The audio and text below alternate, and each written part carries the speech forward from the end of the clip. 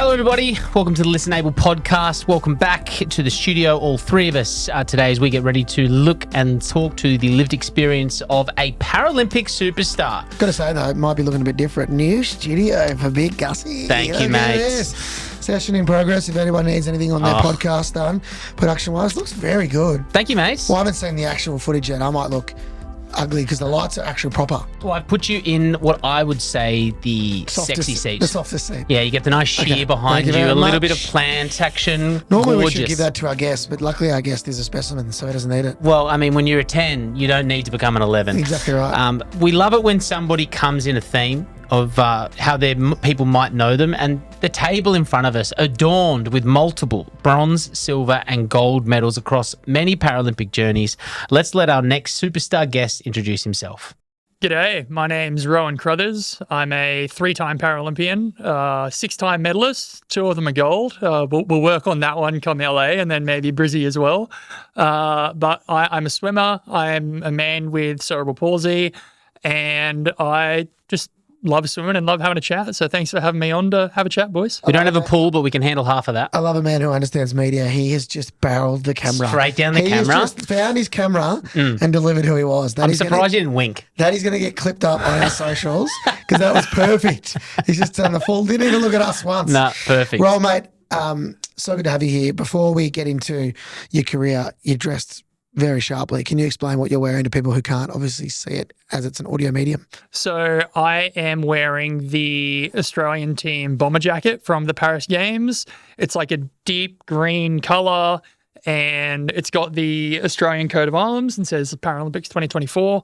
Underneath that, I've got the one of the Australian uniform shirts that we had to wear when we had to go up and get our medals, which is pretty cool. And more importantly, what's on your melon? What is on my melon? I've got an Akubra, big wide brim hat. I wore it walking out for my races, which I got a little bit of love for online, which was cool, but it was a performance choice. So although I'm not wearing a hat when I swim, I've got to keep warm. And under this lovely hat of mine, I happen to have no hair. So I got to do everything I can to keep as much warmth in as possible. And it just so happens it's cold here as well, so the hat's going back on. Do you know what I referred to you as? Because I was very honoured to broadcast the Paralympics. With your goggles on and your full trench coat, you look like an assassin from John Wick. Yeah, right. When you walked out. And I said it on air. I was like, he looks so good. I don't want to race that guy. No, you look the part. Yeah, right. Yeah, you just got to lock in, you know. And I think if you look mean and you scare the competition, who knows what will happen at that point. But I knew how much of a lovely bloke you are, but you didn't look lovely. And that's what you want. You want to look like a bit scary so they feel intimidated. I love it. Rowan, you describe yourself as somebody who has, for the most part, an invisible disability, though. I think a lot of people, when they hear that you have a cerebral palsy, would think that, maybe they know somebody with lived experience of cerebral palsy, like Oliver Hunter, a good friend of ours, he's a chair user. You yourself don't use a chair. Can you tell us a bit about your journey going from being a kid first and foremost, and then, sort of having to explain to people why you might be using a disability park, for example? I was born with cerebral palsy as a result of being premature at about 26 weeks.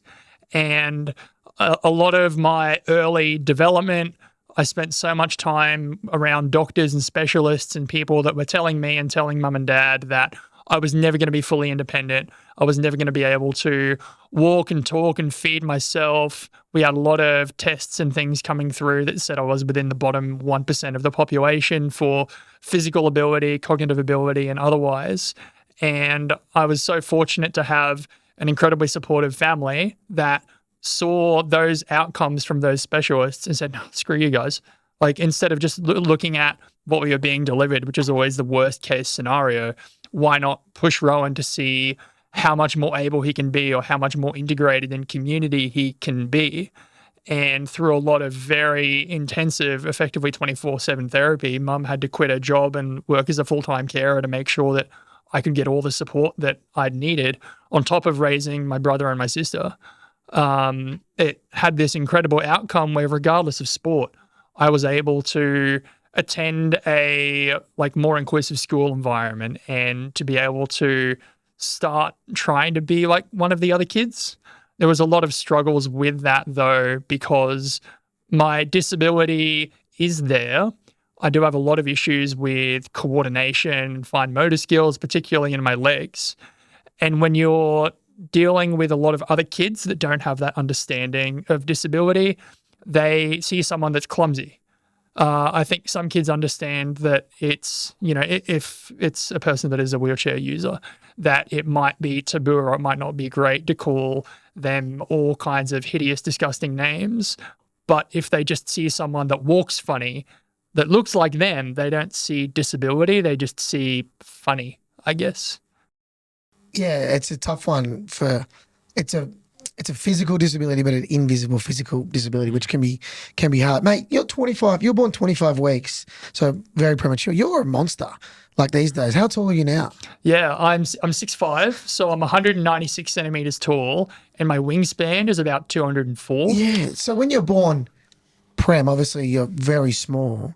Was there like an understanding for your parents that you could have still been the full length that you are these days, or do they expect you to be small for the rest of your life? Yeah, so to give an idea of how small I was always told I weighed less than a bag of sugar. Wow. And Dad was able to take his wedding ring on his finger and get it past my knee joint. Like, he could just wrap it all the way up and around there. Not anymore, I'm afraid. Wouldn't even fit on the little toe. Yeah, exactly. And despite all of that, there were different tests and things that you can do to measure like the length and ratios of your bones to take an estimation of how tall you might grow to be.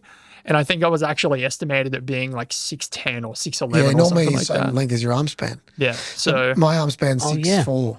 It's one of my interesting because Dylan's brother Zach is very tall. Yeah. And then you would have been slightly taller. I would have been bigger than Zach because I've got like bigger features and longer arms. But I'm in a wheelchair. So obviously you've got a myriad of different achievements in front of us. But what was the first time that you found sport before we get into your Paralympic journey? Because I know that, bullying, as you sort of mentioned at points as well, was a big part, and try to find that community. How did you find that by chasing the black line? Yeah, I never found it in sport for a pretty long time, to be honest with you. I did some swimming at school, but also like not just as a form of having to learn to swim for survival because it's in the school curriculum, but also as a form of therapy for my cerebral palsy. And I was absolutely dreadful at it. I have report cards from grades 1, 2, and 3 at school that say that I failed swimming and I got bottom marks across the board. I had to have a teacher aid in the water with me because I was too afraid to let go of the side of the pool or else I might drown. And it was realizing and seeing that the Paralympics was on TV in 2008 and seeing an Aussie athlete by the name of Peter Leak win a gold medal in the 200 meters medley. And that realization that Peter Leak, having cerebral palsy and mild cerebral palsy, looking like me, was like, here is a person that is successful on the world stage. They are on TV right now, and I'm watching them like be a champion. And throughout so much of my life until then, I was always told about the things that I couldn't do, the things I'd never be able to do, the limitations that I may have as a result of my disability. And this was like that kind of eye-opening moment that I could actually be someone great.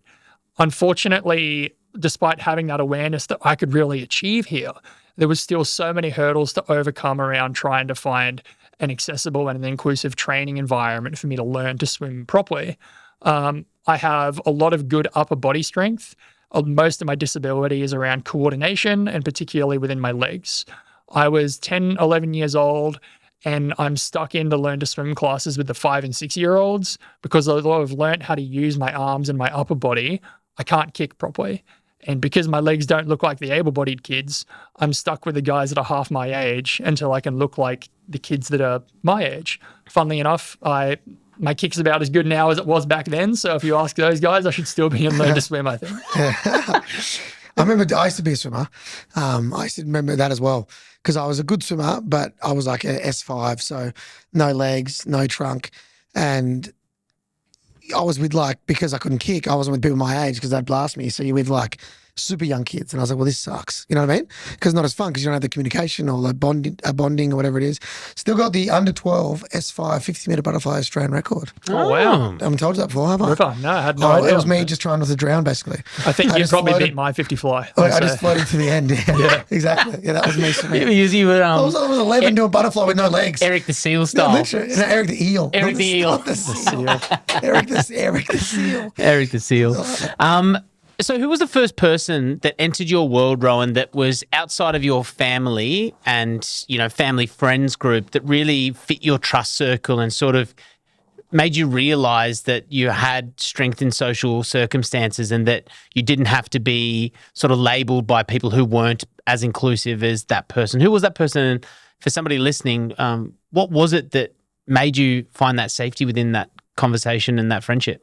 I think a lot of that kind of sense of finding a safe community where I felt like I could be a person and I was seen for the things that I could do and everything. It came from other people with disability, and it came from like other Paralympians and that kind of thing. I remember back would have been 2009 or 2010, very soon after discovering the Paralympics, my family, we were on a road trip to Melbourne for a swimming competition. And on the way back through, we swung by the Australian Institute of Sport. And it just so happens that Peter Leak, my role model inspiration, is training there at the time. And he's the guy that's running my tour of the place. And we're just talking and he says, hey, do you want to come train with us tonight? And I got to train with Paralympians. And it wasn't just Peter that was in there. It was Ellie Cole that was in that squad too. And she doesn't remember it, but I still remember, like, she knew who I was and I thought I was a nobody. And she's like, oh my God, Rowan, and everything, like little 10, 11-year-old kid. But it was so incredible to be seen by these people, not as a kid with a disability, but just as a kid and just as someone that's swimming and just wants to be better at swimming. And even to this day, I find a lot more of that kind of treatment and being seen as a person and the part of the community from the disability community, where I don't get labeled as a guy with CP. I just get labeled as a guy, as an athlete. Talk us through that journey of going from watching Pete in 08, wanting to swim, and then actually getting involved in the Paralympic movement. Because people who are listening right now, they might be young athletes or parents of athletes with disability. Like, all right, but what do I do? Like, I've watched Dylan or Rowan on TV, but like, what's the next step? What was that journey like for your family? Because it is hard sometimes to find those inclusive clubs, as you said before. It was a really tough journey to find the right club and the right environment. I think that for me, with my disability being milder, it was a easier fit in some ways to integrate me into an able-bodied program, particularly as I started getting faster and getting stronger. But it still came down to how willing the coach was and the environment was to accept disability and to learn to understand not only what are the limitations and things that I may not be able to do as effectively, but to buy into my strengths and the things that I can do really, really well. I think that the disability kind of conversation and a lot of the like inclusion and accessibility conversation sometimes gets absorbed by the things that we can't do, instead of looking at how do we enable people to be better at the things that we can do. And within that sporting space, we jumped around all over the place through Brisbane. I think I changed swimming clubs every 6 months to a year for such a long time to try and find the right program, not just that was accessible, but that had people that were willing to learn and willing to understand disability. So Peter Leak was obviously an inspiration and an amazing moment to be in the pool with him. Have you realised that you've had that moment as that role model, that there is a young person out there who looks to you as that inspiration? Has that person tapped you on the shoulder yet? I remember after racing at the Tokyo Paralympics, I got a message on my phone from a young mother of a child with cerebral palsy, and she said that her son rode a bike for the first time after what I'd said in my post-race interview about the importance of finding the thing that you're passionate about and chasing that, and not trying to allow ability or the perceptions of other people to hold you back, or age or gender or anything else, but to just figure out what it is that you want to do in life and to chase that. To realize I had that impact on another kid was so incredible. But honestly, that's what I set out to do. Since I first qualified for the Australian team back in 2013, I think there is such a massive weight that is placed on my shoulders, and it's a weight that I love to be able to carry, to be that role model and to be that inspiration for other young kids with disability, and to be able to have that same impact that Pete had on me back in 2008. So you got a fair bit of bling in front of us down here. Let me roll through. You got 3 silver, a bronze, and 2 gold. Let's talk about Rio first, where you swam and didn't win a medal, correct? What was that experience like, though, getting to go to the village for the first time? Rio was pretty cool. The Macca's was shocking in there. They had McDonald's in the village. But it was in a different part of the food hall. Remember it was on that outdoor bit? Yeah. How big was the line, bro? Oh, it was massive. Yeah, but in saying that, when I won my gold medal, I ordered 250 nuggets. They gave it to you? Yeah, just because we could. Huh? I had about 40, and then I was just going around, just going, you want a nugget? You want a nugget? Like I had about 20 beers. It was great. Yeah, people should mention we do get free Maccas. Yeah, for everything in the village. Yeah. It's great. Yeah, free everything's pretty cool. But the rest of that Rio experience, I think it was so great just to meet so many other people with disability again, and to be a part of not just an Australian swim team, but an Australian Paralympic team, and to be a part of this entire Paralympic movement as a whole, and to be surrounded by so many people that haven't let disability determine their character, and to push themselves to their limit was just so incredible, just to be surrounded by such incredible people. So an 18-year-old at Rio, no medals, but obviously an incredible experience. Then you go and win 2? 2 gold and a silver. How's the pressure and the impact of like going from that to Tokyo and then Paris, where you still had an incredible and successful campaign, but do you put that pressure on yourself of Tokyo like you wouldn't have had from Rio? I did put a lot of pressure on myself going into Tokyo, but I think any athlete does. Any athlete that wants to push themselves to that limit and to be one of the best in the world and to be the very best you can be, you will always put a lot of pressure on yourself in that position. I found a lot of my journey leading into Rio as well as then going into Tokyo and onwards. I had a classification change the year before the Rio Games. I was an S9 and a world record holder and Commonwealth Games gold medalist. And then next thing I know, I go in for a classification test, and the classifiers decide that my ability has increased to the level of being a like 1 category up. Which is a lot. It is a lot. I can say that it meant I went from being rank 1 in the world to being rank 8 in the world, not to shortchange how impressive being 8th best in the world is, but that also meant I lost all of my funding. I lost all my access to the elite side of like sports services and everything.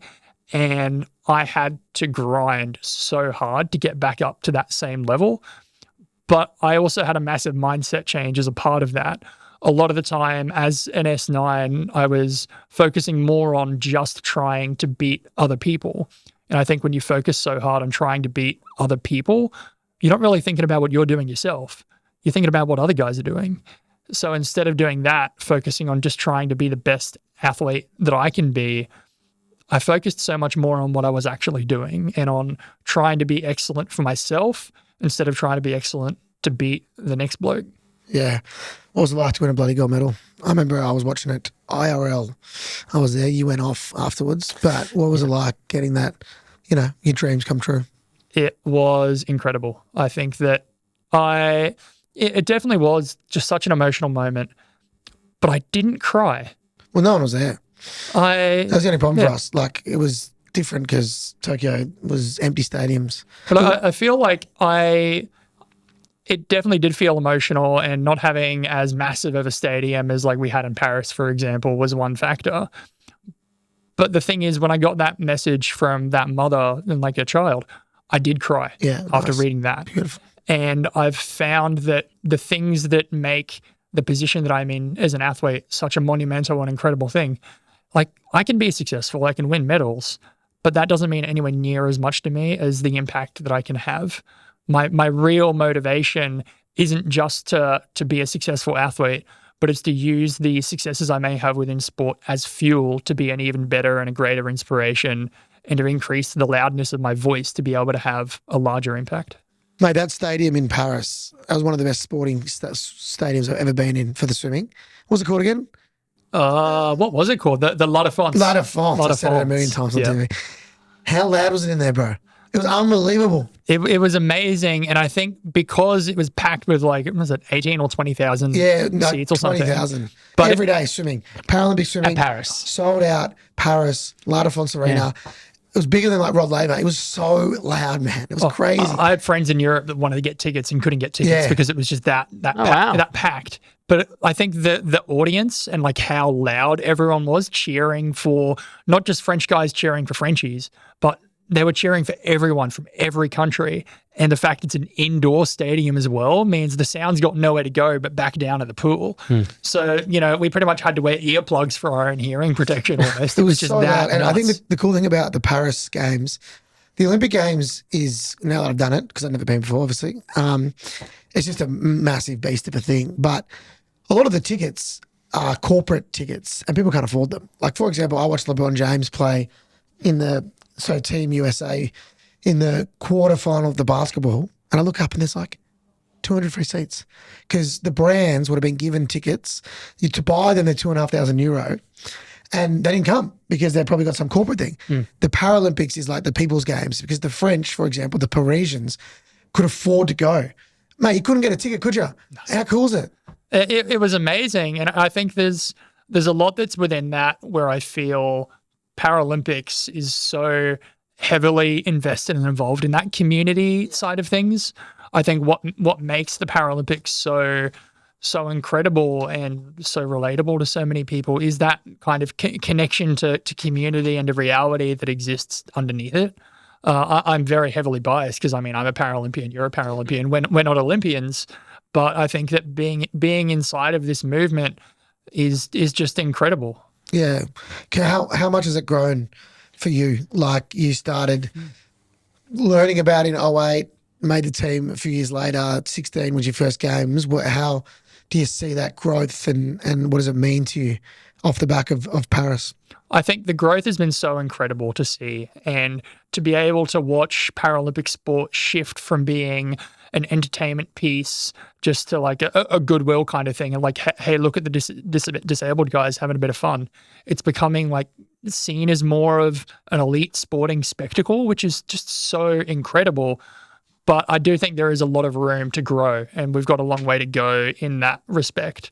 Some frustrations that I honestly felt in some ways looking at the Paralympics media landscape this year is seeing a lot of incredible stories about Australian athletes that are winning medals and golds and silvers and bronzes in Paris, but the story gets front-ended by their disability.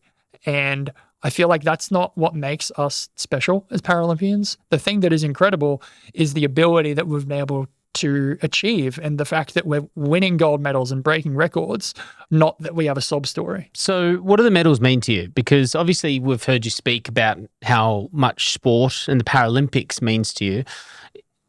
If you didn't have the medals in front of us, would you still feel as accomplished in your career? I think that it's really difficult to remove the medals as the benchmark for achievement within sport and within swimming.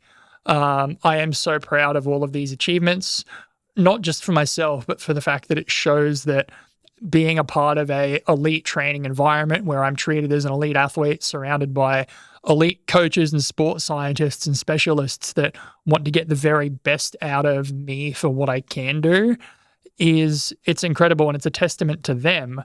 But I think for myself, the meaning that I hold behind these medals, to be honest with you, they sit in bags, or they'll sit in socks, and they'll be in a shelf at home. And it doesn't mean that it's not an incredible thing for me, but I love that I can take them around. I can show them to kids with disability at local schools. I can take them to corporate work environments or speaking gigs or whatever else. And I can have that kind of impact on someone, whether it's inspiring a kid with disability to chase a dream or get involved in sport and live a healthier life, or trying to help some hoity-toity CEO understand more about a high-performance mentality and approach to their work environment. I think what the medals mean so much for me is the impact that I can have on others, not about what I've done myself. I didn't even realise in the box for our medals there's a little mini bag underneath it. Oh my God, I just tried to pick that up. God, that's heavy. Yeah, you didn't know you had your little purse bag? I just carry mine in they rub against each other and are absolutely scratches it off. stuffed. I've seen the one. I didn't even know I had that in the box, in the bottom of the box. Yeah. Mate, the scratches build character. I'm an idiot. I've seen what the medals can do though. Like it's through Dylan. You know, you carry it to all of your keynotes, and it's part of Dylan's I thought you amazing meant speech. get us free beers and stuff when we're out. I don't think I've ever had a free beer from you. No, please. I will say the medals make excellent drink coasters. They do. Yeah. They're true, they would make. I can ask this because we're friends. Paris, bronze, 2 silver, 1 colour missing. Were you disappointed, or were you still proud of what you were able to do over there? I am proud of the person that I was, but the actual races themselves were shocking. Okay. So Why do you reckon they were shocking? we took a very radical approach towards my training for this year, where instead of trying to retrofit a elite able-bodied program to my disability, we tried to be more disability first, and understanding that so much of my disability is revolved around coordination, and when I get fatigued, my coordination gets significantly worse. We wanted to pour all of our eggs into the technique basket and into the efficiency basket. And what we found was I got really, really good at close to maximal effort and close to maximum speed. But when I try to do something at full tilt, then my technique falls apart. So the swim that I'm honestly the most proud of out of the entirety of my Paris campaign was the heat swim for my 100 freestyle, because it was so easy and swum so well. My technique was beautiful. My coach said any better and I'd be kicked out and sent to the Olympics instead, because it was just so efficient. And I think that showed a lot of really great potential in what we've done. But to be honest with you, even though I went into Paris as the fittest athlete, the most technically coordinated, the smartest, the strongest, everything that I've been in my career, it was also the slowest times I've swum on the international level in the past 7 years. So do you think it was a mistake changing up the sketch? No, I think I was just undercooked. Okay. I think that I'm still absolutely bought in and locked into the same performance goals that I have. I really want to swim 49 seconds for the 100 freestyle. Currently, my PB is 50.70. The fastest time anyone with a disability of any kind who's ever swum is 50.63. So I want to not just beat 50.6. I want to go 50 seconds. Yeah. I want to break that barrier. Oh, wow. So And- that would make you the fastest athlete with disability ever. In the 100 meters, yeah. In the 100 meters. And a few decades ago, it would have won me an Olympic medal as well. Yeah. And I think that's incredible. But to me, breaking that barrier, it's not something that I'm doing just because I want to be the first guy to do it. If I'm the 20th guy to do it and all these other guys shoot up in front of me, awesome, good on him. But the reason why I place so much weight and emphasis on this barrier is because I see it as kind of a symbolism for the things that we can accomplish if we try and break down all of the barriers that exist for people with disability in society. What's Kyle Chalmers from 100 meters in? 46 high, 47.0. pretty Oh, impressive, shivers. mate. So you're like 3 seconds off And you Kyle got Chalmers? cerebral palsy. That's not bad, man. The hell? Sorry, great. Rowan. I don't want to put you like in a perspective, but that really does help me because I've That's what I seen mean. Kyle swim firsthand in Adelaide. That's impressive, bro. And it was the fastest thing. I just couldn't even believe a human. yeah. You're that bad? What the hell? Yeah, but you haven't seen me swim yet, man. It's pretty quick. too. Okay. Yeah. Mate, let's race a 50 fly. I reckon we'll be good. Yeah. It'd be these even. days, I will drown. That's 20 years. Rowan, you're incredibly impressive, and we always end the ListenABLE. not yet. Oh, yeah. Oh, The best thing about Rowan is his gaming name. What's your gaming name? My gaming name is Magnet Brain. Magnet Brain. Talk me through Magnet Brain. Talk me through your gaming career. Why you picked that name, but I know you took some time off to focus on the swimming. Is Magnet Brain making a comeback? So Magnet Brain's a fun story. My dad was a water polo player, and of course I want to follow my dad's footsteps. So like a little while after I learned to swim, I was like, hey, I might try out this water polo thing. We had 2 Rowans in the team. One of us needed a nickname, and it just so happened every single time I played a game, the water polo ball would always hit me in the face. And it got to the point where in one game, it was like the game-winning save happened because my face got in the way of the ball. Not intentionally, it was just there. So then it's like, Rowan, your brain's like a magnet. So I said, oh, hey, Magnet Brain. I like it, man. That's good. So it's been there since I was about 11 or 12 years old. But what I love so much about the gaming space and what exists within the esports space, like the competitive gaming space, is the potential that exists there for inclusive communities. I am a person with a disability. I am an elite professional athlete.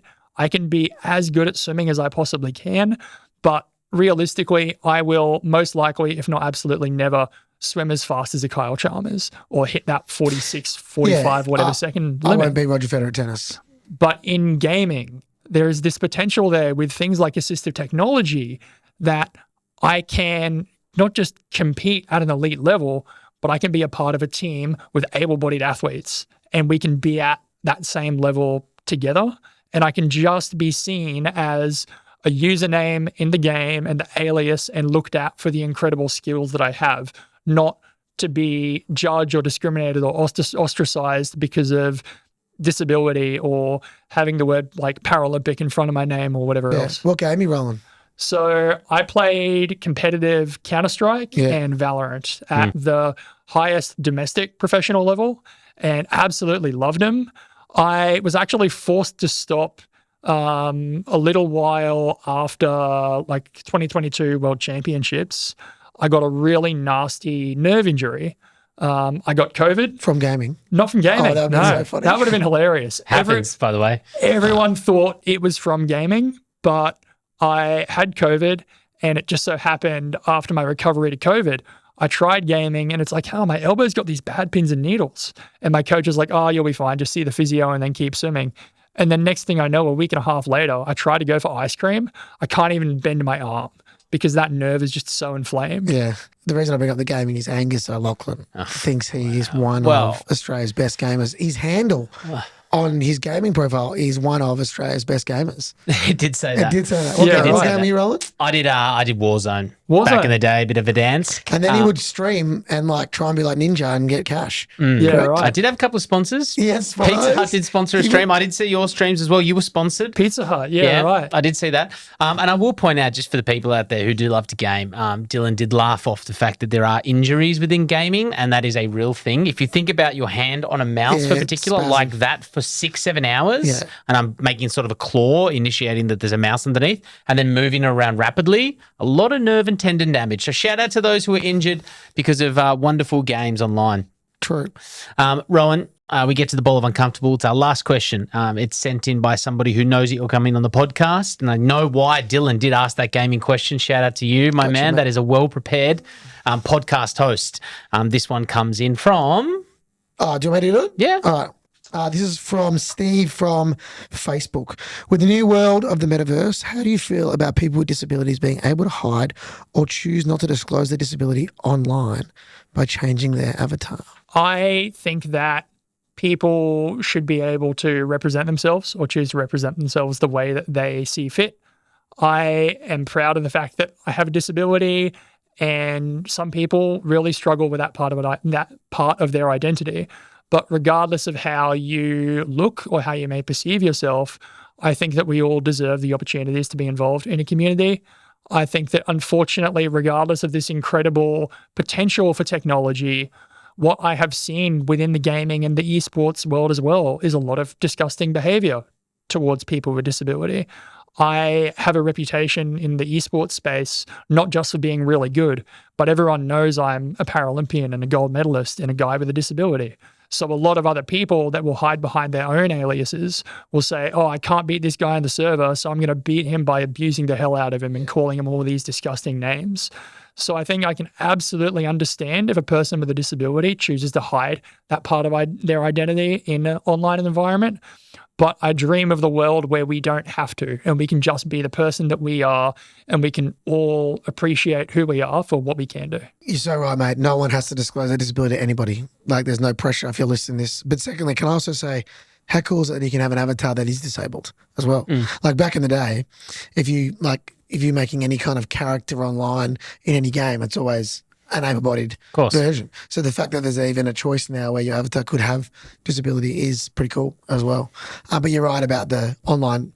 It's an easy space for people to online bully when you find out someone has a inverted comma weakness that they think they can exploit to make the person play worse. But that was a great answer, mate. Love it. I also just want to add to that. I thought you spoke about it so eloquently, but there is a famous player who played Apex.